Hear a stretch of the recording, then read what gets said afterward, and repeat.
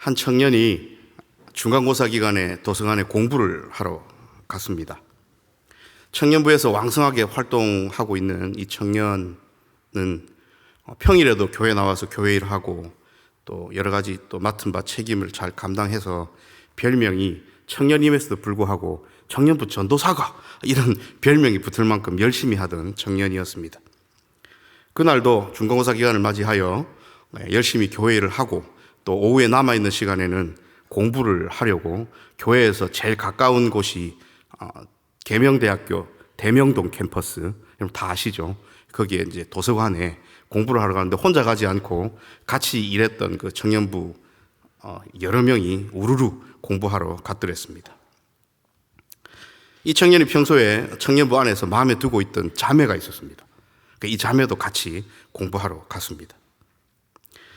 한참 가서 공부를 하고 있던 차에 시간이 조금 지난 후 도서관에서 공부하기 전에 미리 큐티 먼저 하고 공부하겠다 하던 이 청년이 마음에 두고 있던 그 여 후배가 이제 묻습니다. 큐티를 하다가 궁금증이 생긴 모양입니다. 오빠, 거룩이 뭐예요? 이렇게 물었습니다. 평소에 이 후배에게 관심이 있던 청년은 단답형으로도 할 수 있고 또 무시할 수도 있었는데 그러지 않았죠. 왜냐하면 마음이 있으니까요. 그래서 갑자기 자기 공부하던 걸 다 멈추고 자기가 갖고 있는 모든 그동안 쌓아왔던 성경 지식을 동원하고 또 성경 본문도 펴가지고 A4 용지 앞 뒤를 빼곡히 채울 만큼의 거룩에 관한 일종의 리포트를 2시간 내내 작성합니다. 거룩이 뭐예요? 물었는데 2시간 동안 답이 안 오니까 이 여후배는 이미 답 듣기를 포기한 상태고 시간을 보니 밥때가 되어서 시크하게 일어나지요. 그때 후배에게 쓱 내밉니다. 이렇게 내밀었죠. 만일 관심이 없던 후배였다면 여자든 남자든 야, 아직도 신앙생활 그렇게 해놓고 아직도 거룩이 뭔지 모르냐? 거룩은 구별됨 아니냐? 라고 호통치고 끝날 일이 A4 용지 앞뒤를 가득 채워서 2시간 동안 거룩에 관한 리포트를 작성할 만큼 애를 써야 하는 상황이 되었죠.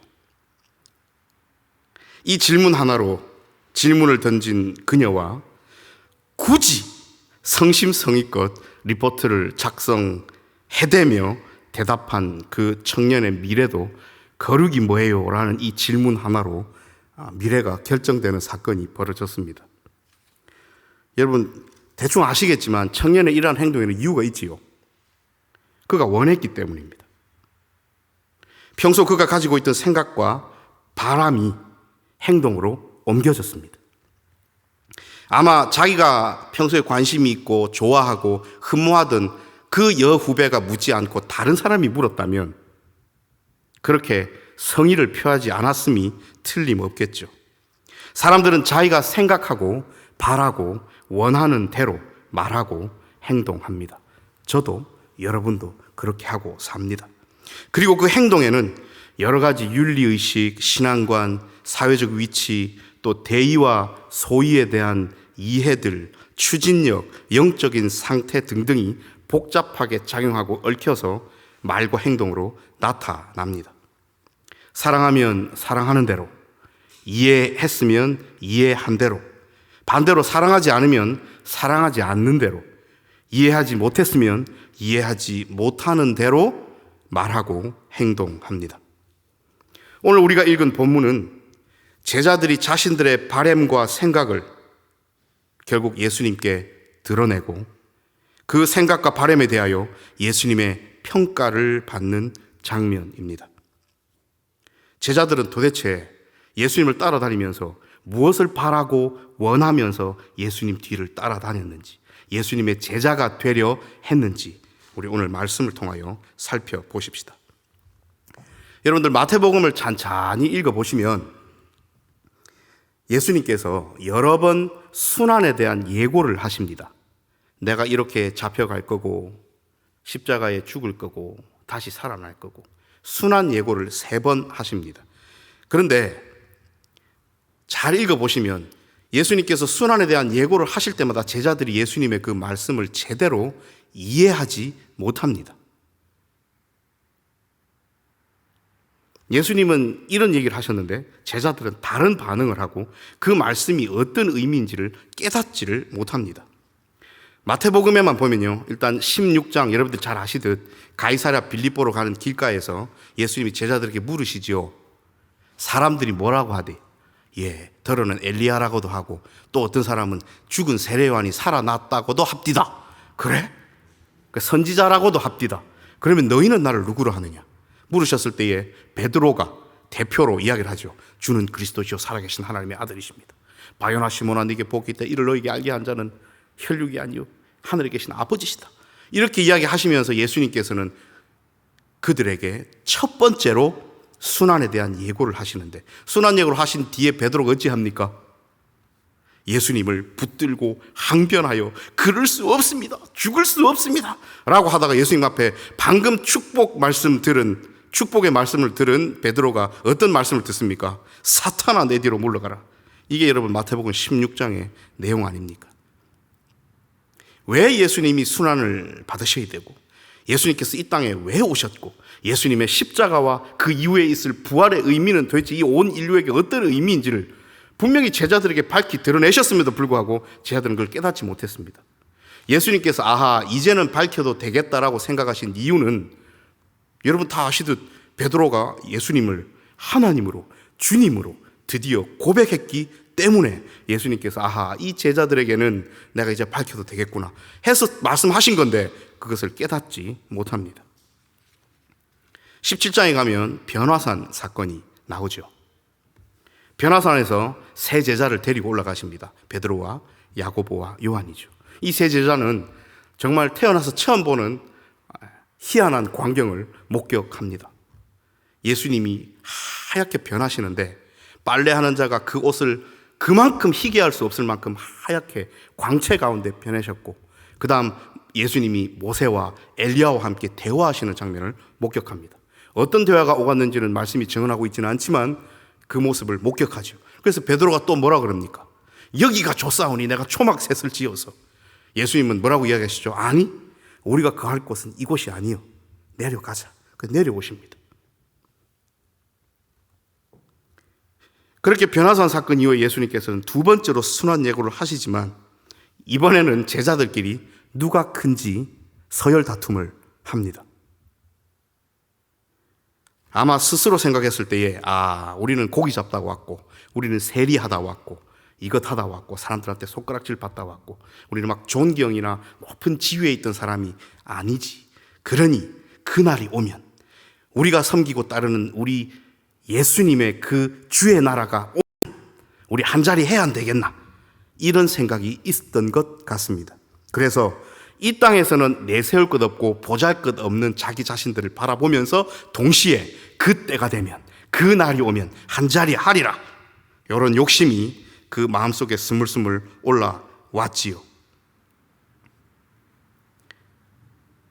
그래서 천국에서 누가 큽니까? 라고 예수님께 묻습니다.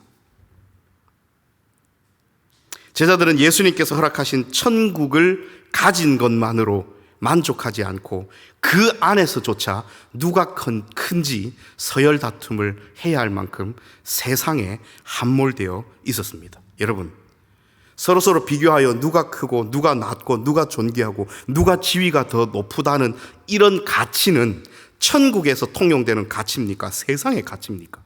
세상의 가치잖아요. 그러니까 제자들은 이 세상에 있는 가치를 천국에 대입시키는 우를 범하지요.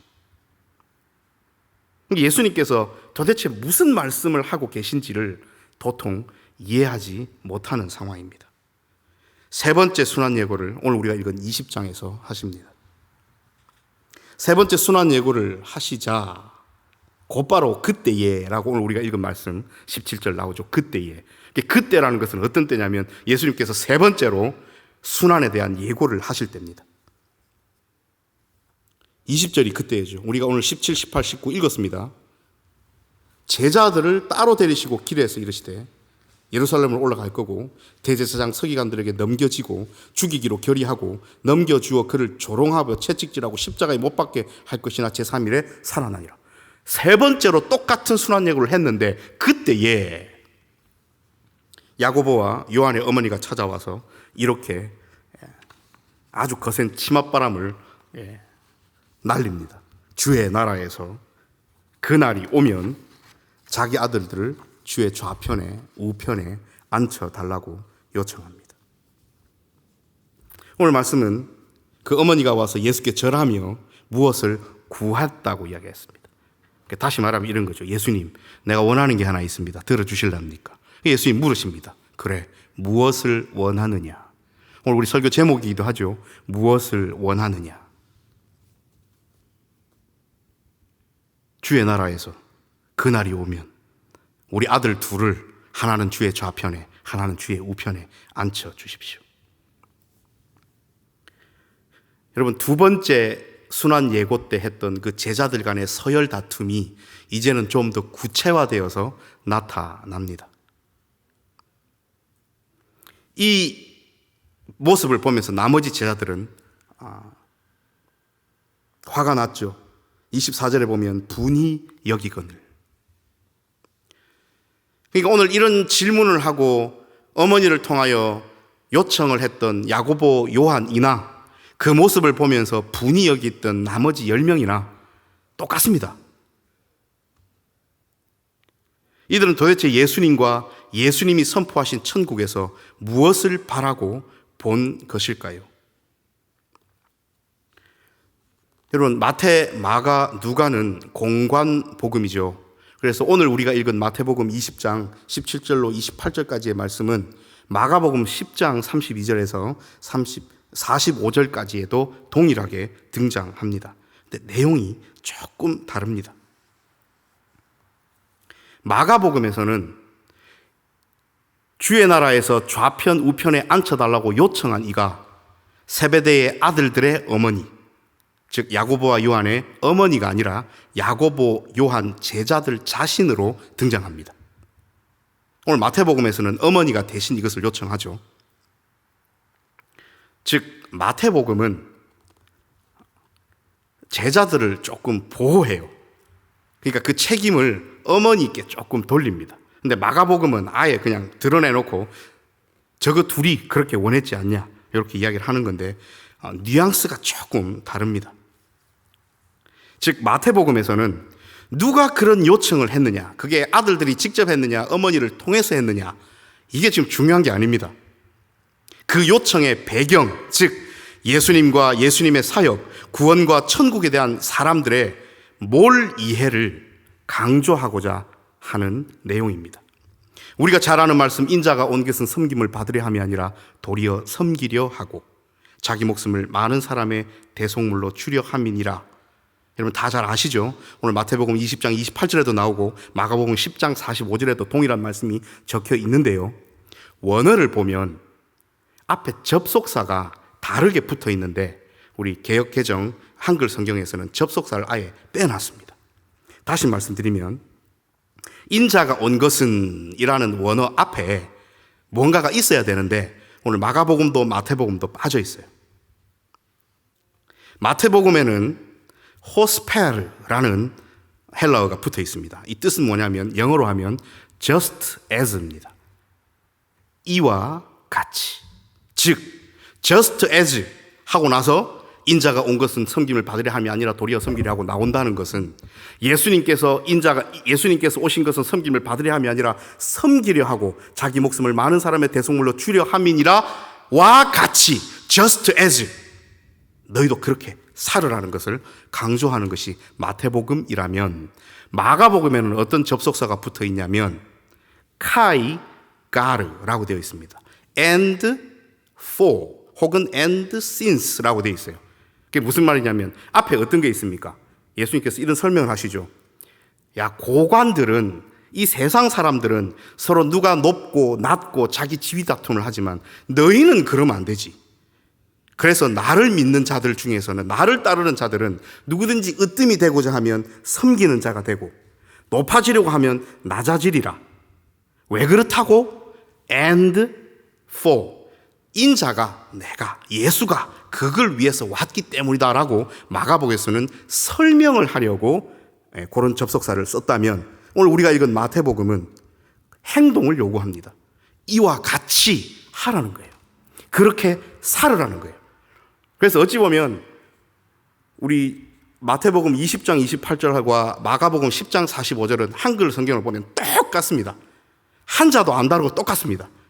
그런데 전체적인 맥락과 문맥 속에서 봤을 때 조금 강조점이 다르면서 뉘앙스가 달라지는 것을 우리가 발견할 수 있습니다. 그래서 오늘 마가복음을 하지 않고 오늘 우리 설교의 본문을 마태복음으로 선정한 이유도 거기에 있습니다. 이와 같이가 중요합니다. 호스페르, just as. 예수님께서 이 땅에 군림하러 오셨고 이 땅을 막 높은 지위를 가지고 오셔서 사람들을 압제하러 오셨고 누르러 오신 것이 아니라, 인자가 온 것은 섬김을 받으려 함이 아니라 도리어 섬기려 하고 자기 목숨을 많은 사람의 대속물로 주려 함이니라. just as. 이와 같이 너희도 섬김의 삶을 살아라. 이것을 강조하는 말씀이 마태복음 20장의 말씀입니다.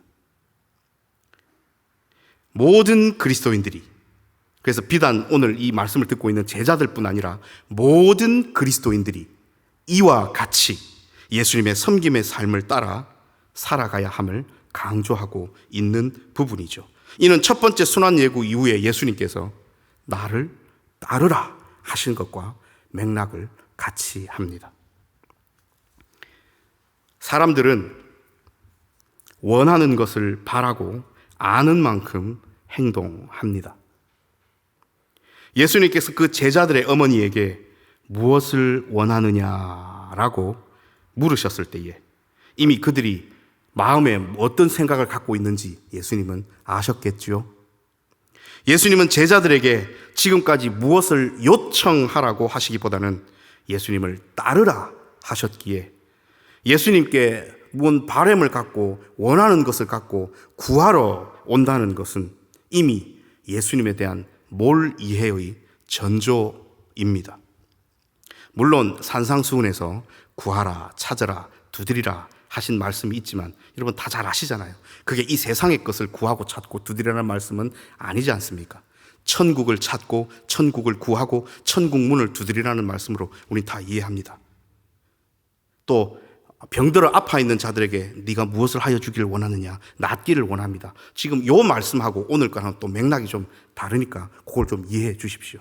예수님은 제자들을 가르치고 함께 다니시면서 하나님의 나라를 선포하실 때에 제자들에게 내가 다 해줄 테니까 너가 욕심대로, 너가 이 세상에서 하고 싶은 대로, 그게 물질이든 지위든 명예든 다 내한테 한번 구해봐, 내가 줄게, 이렇게 이야기하시지는 않았다는 말씀입니다.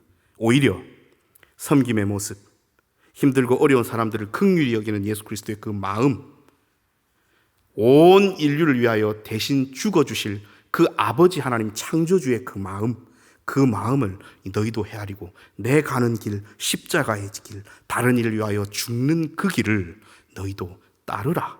이것이 예수님께서 제자들에게 요청하신 것인데, 오늘 뭐 어머니이든 두 아들이, 두 제자든 와서 하나님, 예수님께 하나는 좌편에 하나는 우편에 이런 요청을 한다는 것 자체가 선생 되신 예수님을 잘 이해하지 못하는 증거라고 지금 말씀드리고 있는 겁니다. 우리는 어떤 기대를 가지고 신앙생활을 합니까? 우리는 삼위일체 하나님께서 내 삶에 어떤 일을 해주시기를 바라고 있습니까? 우리가 이 세상에서 요구되는 것들을 하나씩 우리의 삶에서 끄집어내어서 하나님 앞에 있는 테이블에 이렇게 한 번씩 놓아보십시오. 하나씩. 나는 이것을 원하고 이것을 원하고 물질을 원하고 지위를 원하고 명예를 원하고 내 병낫기를 원하고, 물론 다 필요한 겁니다만 그렇게 다 놓아보십시오. 그 끝에 예수님의 대답은 뭡니까? 인자가 온 것은 섬김을 받으려 함이 아니라 도리어 섬기려 하고. 여러분 그 말씀을 답으로 들었을 때에 높은 지위를 바라면서 하나님 앞에 이것을 구합니다라고 내어놓았던 내 손이 얼마나 부끄럽겠습니까?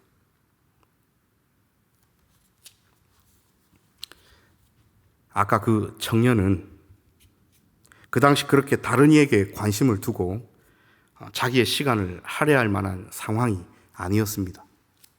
집이 경제적으로 힘들어서 공부를 해야 되나 말아야 되나 하는 기로에 서 있기도 했고, 또 그렇기에 더더욱 청년의 삶이지만 붙들 수 있는 분은 하나님밖에 없어서 그렇게 교회에서 열심을 다하여 살아갔던 청년입니다. 삶에 지쳐 있었고 희망보다는 절망이 그 젊은이를 감싸고 있었기에 삶의 여유가 없었습니다. 그럼에도 불구하고 그 청년이 왜 그렇게 애살 있게 그 한 자매의 오빠 거룩이 뭐예요? 라는 질문에 그렇게 성심성의 있는 대답을 했습니까? 사랑하는 마음이 있어서 그랬겠죠. 자기가 원하고 바라는 자기 성향의 본능적인 것보다는 상대방의 마음을 읽고 또 사랑하는 그녀를 위해 할 수 있는 일을 했기에 지금 4명의 아이를 낳고 함께 할 수 있습니다. 인간의 나약한 삶이 이러할진데 오늘 제자들에게 예수님이 물으신 그 질문이 우리에게 똑같이 주어진다면 우리는 무엇으로 말하고 행동할 수 있겠습니까? 예수님이 물으십니다. 저와 여러분에게 물으십니다. 무엇을 원하느냐? 앞서도 밝혔듯이 예수님의 이 질문은 가슴 아픈 질문입니다. 왜냐하면 참 제자로서 예수님의 섬김의 삶을 본받아 사는 제자라면 예수님께 자신의 그 이기적인 요구를 할 생각조차 하지 않았을 것이고 예수님은 그에게 무엇을 원하느냐라고 물으실 필요도 없었을 테니까 말입니다. 힘들고 어려운 시기였지만 자기의 그 성향들, 남에게 별 관심이 없고 내 코가 석자여서 여유도 없었던 그 청년이 그럼에도 불구하고 그 사랑하는 마음에 두고 있던 그 여후배의 마음을 헤아려서 상대방에게 맞추어주고 결국 사랑의 결실을 맺었던 그 청년, 목사가 되었습니다. 그리고 오늘도 동일한 예수님의 질문을 받습니다. 무엇을 원하느냐? 그 질문을 받는 자체로서 목사가 예수님을 따르는 삶을 제대로 살고 있지 못함을 가리키는 것 같아서 매번 이 질문을 읽고 들을 때마다 죄송스럽기 짝이 없습니다. 그래서 늘 자문합니다. 나는 예수님의 마음을 파악했는가? 목사의 삶에서 예수님께서 사역자에게 바라시는 주를 따르는 삶에 얼마나 가까이 와 있는가? 묻지 않을 수 없습니다. 왜냐하면 이것이 사역자의 존재 가치를 말해주기 때문입니다. 제자들은 예수님이 3번이나 하신 순환 예고의 의미와 참 뜻을 몰랐습니다. 예수님의 마음을 헤아리기보다는 그분에게서 떨어지는 콩고물에 더 관심이 있었습니다. 예수님은 천국을 말씀하셨지만 그들은 천국을 자신들이 살고 있는 세상에 대입하여 이해함으로써 오늘 우리가 읽은 본문과 같은 웃지 못할 해프닝이 벌어졌습니다. 우리는 예수 믿으며 예수 따르며 사는 신앙의 삶에서 무엇을 원하고 무엇을 바라며 살아갑니까? 내가 바라고 원하는 것이 과연 예수 그리스도를 따르는 삶에 합당한 것인지 끊임없이 스스로에게 물어야 합니다. 그래야만 하나님을 감동시키기보다는 하나님을 마음 아프시게 해드리는 우리의 그 이기적이고 육적인 요구를 우리의 삶에서 철회할 수 있기 때문입니다. 그런 후에야 비로소 예수님을 따라 섬김을 받으려 하기보다는 도리어 섬기는 삶을 제대로 살 수 있습니다. 이 땅의 교회가, 우리가 그렇게 살아야만 세상은 우리의 섬김을 보고 살아계신 하나님을 만날 수 있습니다. 오늘 저와 여러분에게 예수님께서 물으십니다. 무엇을 원하느냐? 기도하겠습니다.